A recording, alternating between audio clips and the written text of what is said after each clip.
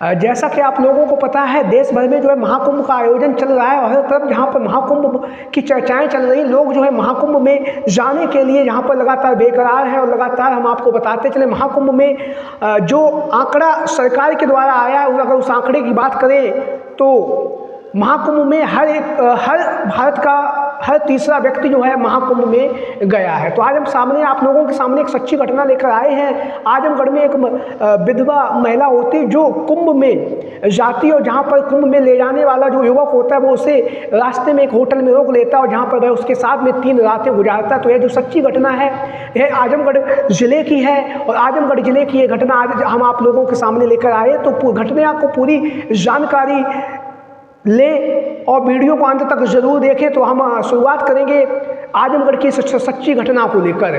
तो जैसा कि आप लोगों को पता है, देश भर में जो है चर्चाएं चल रही हैं महाकुंभ की, और महाकुंभ का जो आयोजन है वो हर्ष उल्लास के साथ चल रहा है। और अगर सरकार के द्वारा आंकड़ा दिया गया है कि 50 करोड़ जो हैं श्रद्धालु महाकुंभ में गंगा स्नान कर चुके हैं। अगर सरकार के आंकड़े की बात करें तो भारत का हर तीसरा व्यक्ति संगम में जो है गंगा स्नान कर चुका है, अपने पापों को धो चुका है। तो आज जो है हम बात करेंगे, जैसा कि आप लोगों को पता है, आजमगढ़ की जो हम घटना आप लोगों के सामने लेकर आ रहे हैं।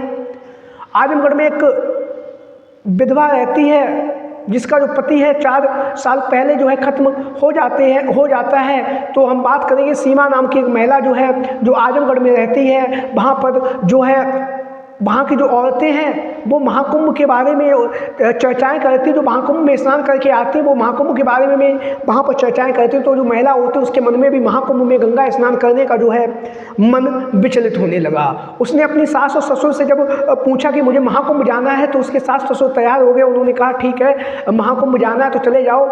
और उसके साथ ही साथ जो है महिला ने, जो वहाँ के पास की महिलाएं थी, उन महिलाओं से कहा कि आप हमें अपने साथ ले चलें। तो उन महिलाओं ने जो है उन्हें मना कर दिया। उससे कहा कि मैं तुम्हें अपने साथ नहीं ले जा सकती हूँ, क्योंकि महाकुंभ का जो स्नान है वो पवित्र और पावन लोग करते, तुम खुद ही मनहूस हो, तुम्हें हम वहाँ लेकर नहीं जा सकते हैं। तो इतनी बात सुनने के बाद जो महिला वो काफ़ी तेज़ी के साथ रोने लगती है। उसके बाद जो उसके ससुर जो होते हैं वो उस महिला की पीड़ा को, उस महिला की जो समस्या है उस समस्या को सुनते। वहीं पर हम आपको बताते चले, महिला पर गांव में ही परिवार का ही एक युवक होता है जो उस महिला पर जो है पहले से ही जो है गंदी निगाह रखता है। उसके बारे में जो है बहुत कुछ जो है उसके दिमाग में चलता रहता है। जब उसने देखा कि उस महिला जिसे वह पसंद करता है वो महाकुंभ में नहीं जा रही, उसे औरतें जो है महाकुंभ में नहीं लेके जाती हैं, तो वो महाकुंभ में जाने की अपनी योजना बनाता और आकर जो है उनके जो महिला होती है उसके सास ससुर से कहता कि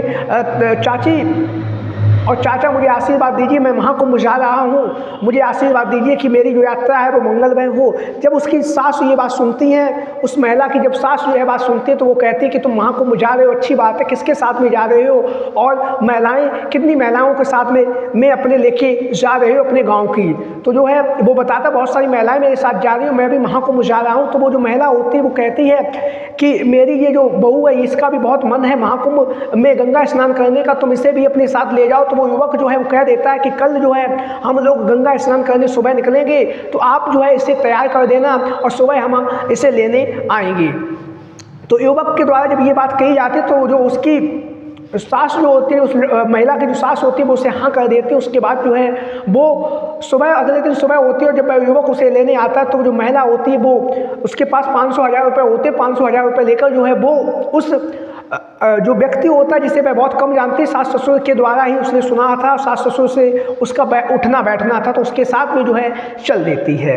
तो जो वो व्यक्ति जो होता है, जो लड़का युवा होता है जिसका नाम लखन होता है, तो लखन उससे कहता है कि चलो गाड़ी में चलते हैं। तो जब महिला उससे पूछती है कि और भी गांव की महिलाएं जा रही हैं, तो वो कहता है कि हाँ गांव में बहुत सारी महिलाएं जो हैं वो भी जा रही हैं, तुम चलो बस में बैठो चल के।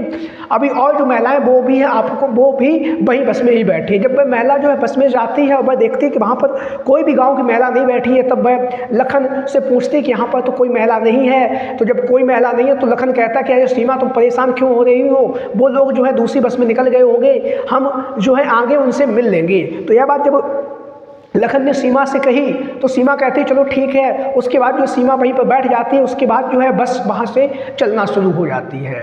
जब बस आजमगढ़ से चलना शुरू होती है तो हम आपको बताएं, जैसे जैसे सफ़र बीत रहा था तो जो वो लखन नाम का जो युवक था वो पहले से ही उसके बारे में जो है गंदी सोच रखे हुए था, उसके साथ में गंदा काम करने के लिए जो है जद्दोजहद और जो है अपना मन बनाए हुए था।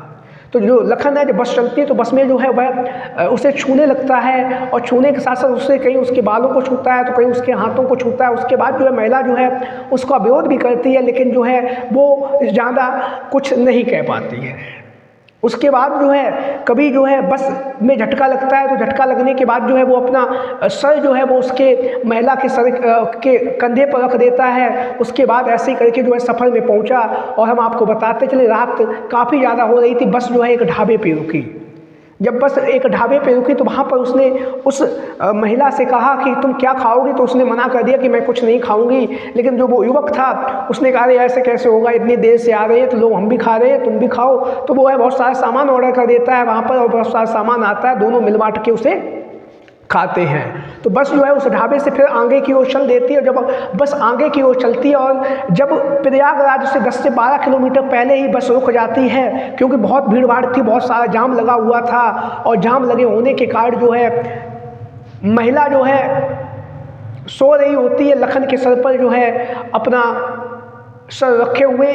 तो लखन जो है वो महिला से कहता है चलो अब उठ जाओ, अब यहाँ पर बहुत सारा जाम लगा हुआ है, अब यहाँ से लग रहा है 10 से 12 किलोमीटर की यात्रा है वो पैदल ही करनी पड़ेगी। तो जो है लखन और सीमा दोनों ही नीचे उतर आते हैं। उसके बाद जो है लखन पास में ही सीमा से बोलता है कि पास में एक होटल है, चलो हम वहाँ रात भर विश्राम करते हैं और हम सुबह जो है गंगा स्नान करने चलेंगे। तो जब लखन की यह बात सीमा सुनती है तो सीमा कहती है हमारे पास इतने रुपये नहीं है, 2-3 हज़ार रुपये का तुम यहाँ पर कमरा बता रहे हो मिलेगा, तो इतने रुपये मेरे पास नहीं है। तो ये बात जो है जब लखन के द्वारा कही गई तो सीमा ने कहा कि इतने रुपए हमारे पास नहीं है। तो लखन कहता है कि तुम पैसों के परेशान ना हो, पैसे हमारे पास बहुत है, बस तुम चलने की तैयारी करो। फिर दोनों जो हैं कमरे के अंदर पहुंच जाते हैं। जब दोनों जो है कमरे के अंदर पहुंच जाते हैं और वहीं पर जो है लखन जो है कमरे में बैठ जाता है और सीमा जो है वो भी उसके पास में बैठ जाती है। फिर सीमा उससे कहती कि अरे यहाँ पर कैसे हम लोग रहेंगे, तुमने एक ही कमरा लिया है और एक कमरे में जो है हम दोनों लोग कैसे रह सकते हैं। तो लखन कहता है अरे कोई बात नहीं है, एक ही कमरा है, एक ही कमरे में रह लो, कोई दिक्कत नहीं होगी, कौन यहाँ पर देख रहा है। तो जो लखन जो होता है वो सीमा और लखन जो है पास में बैठ जाते हो, एक दूसरे से जो है बहुत सारी बातें भी करते हो। बातें करते करते जो लखन होता है वो सीमा के साथ में जो पहले उसके हाथों को पकड़ता है, फिर उसके बालों को सहलाता है। उसके बाद जो है जब सीमा उसका विरोध करती है तो वो लखन कहता है, सीमा उससे कहती है कि ऐसे काम मत करो, हम यहाँ पर गंगा स्नान करने आए और हम लोग ये पाप नहीं कर सकते हैं। लेकिन लखन ये कहता कि कोई बात नहीं है, लेकिन हम जो है कोई यहाँ नहीं देखने वाला है और हम ये जो काम है कोई नहीं जान पाएगा। तो इसके बाद जो है जब महिला उसका सीमा उसका विरोध करती है और एक बार जब सीमा उसे विरोध करती है तो वो जो है लखन जो है सीमा से थोड़ा दूर हटके लेट जाता है।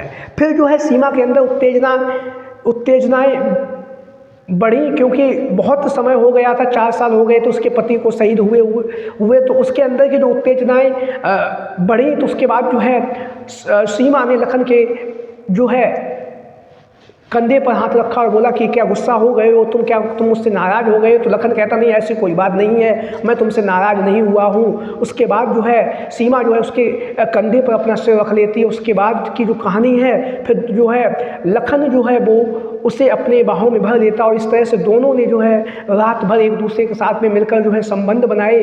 उसके बाद जो है अगले दिन भी जब सुबह हुई तो सीमा ने उससे कहा, लखन से कहा कि चलो अब गंगा स्नान कर लेते हैं। तो लखन ने कहा इतनी भी जल्दी क्या है, अभी हम आए हैं तो हम गंगा स्नान कर ही लेंगे, अभी नहीं, अभी हम 1-2 दिन और यहाँ पर रुकेंगे। तो ऐसे करते करते जो है 2-3 दिन बीत गए और उन 2-3 दिनों में गांव वालों कि जो उसके सास और ससुर जो थे, सीमा के सास ससुर थे, वो लगातार लखन को फ़ोन भी कर रहे थे, लेकिन लखन ने जो है अपना फ़ोन जो है वो बंद कर दिया था।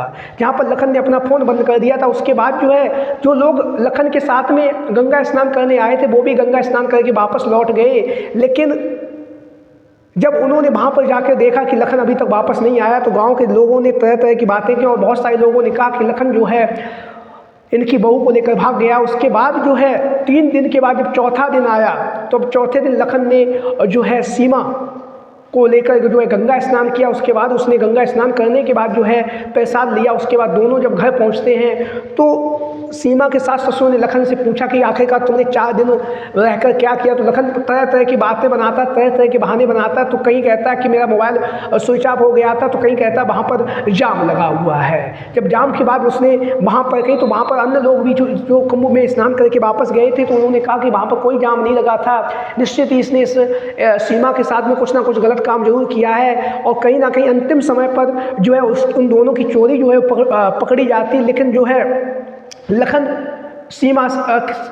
जो है सीमा के सास ससुर से कहता है कि ऐसा करो, ज़्यादा ही दिक्कत है तो हम दोनों की शादी करा दो।